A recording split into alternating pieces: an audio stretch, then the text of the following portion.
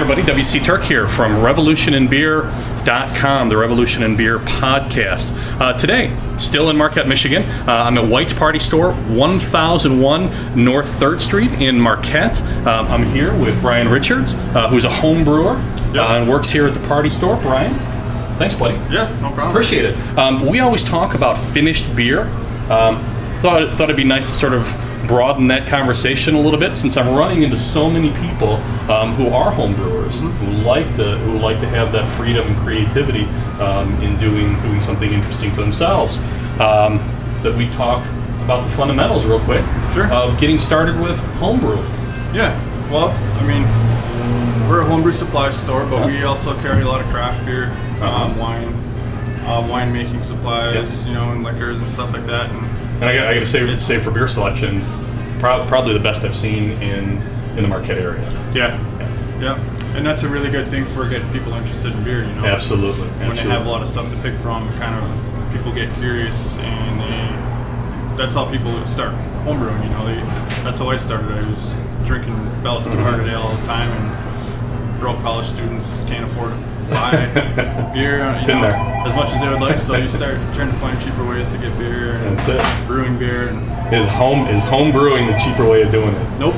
It's not. No, it's absolutely not. But it's a better way. But that's what you tell your significant other, and she's buying it. Yeah. Okay. All right. Maybe I'll try that then. Yeah. 13 years ago she bought it. She doesn't buy it. So you've been brewing for a long time. Yep. Okay. Yep.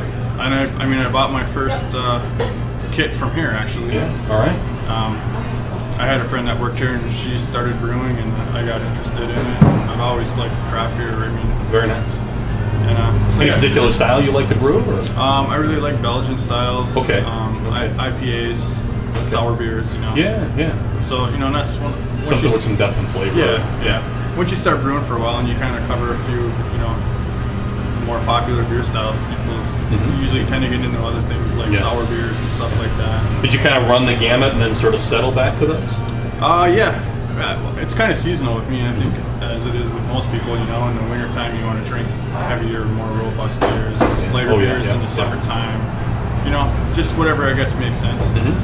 Yeah, and that's what we've been doing with our beer reviews, is sort of covering that seasonal arc of heavier, richer beers in the wintertime, and the holiday beers, and then sort of pulling it back towards more more summer fare.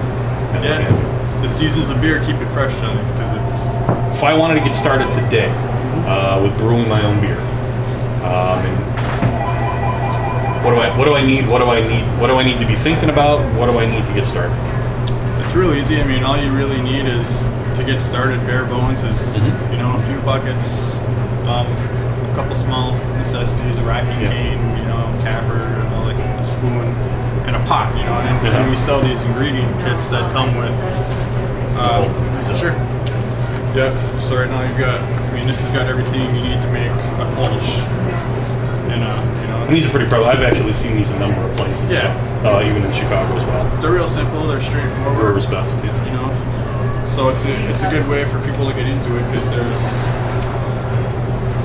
Without me tearing open a box, what are people going to find? Are they going to find the basics that they need to get started? You'll have malt extracts, some specialty ingredients, your hops, your yeast, other things like priming sugar, bottle caps that you're going to need.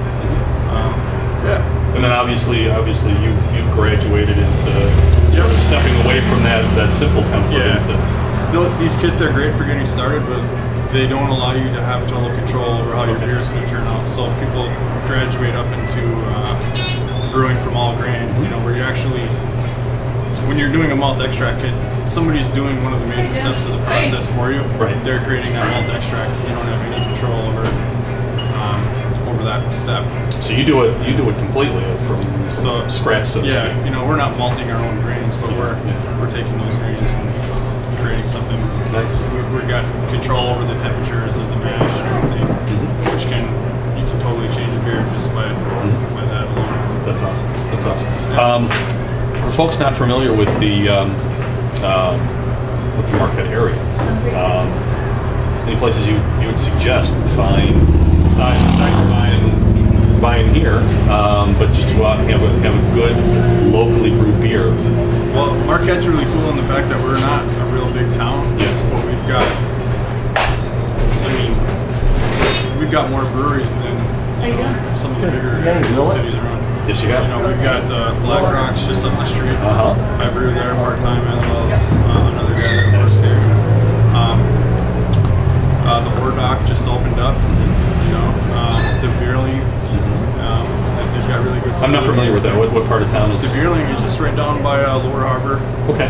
On Lake Superior there. I take that back. I am familiar with it now. I know. Yep. Yep. They're a restaurant and brewery. Some serious beer drinkers. Yep. I'm starting another one up the road here in about a year. Definitely keep in touch with us. Revolution in Beer. We would love to come up and give you a review, sit down, and have a conversation with you, talk about it, and maybe let people know where they can come to get good beer in the UP, Michigan. So nice. Brian Richards. Appreciate it, buddy. Yeah. Thank you very much. WC Turck for revolutionandbeer.com. We'll have more tomorrow. I'll be with Rich Brandstrom, local sculptor and artist. We'll be talking, we'll be reviewing a couple beers and talking art. See you guys again. Take care.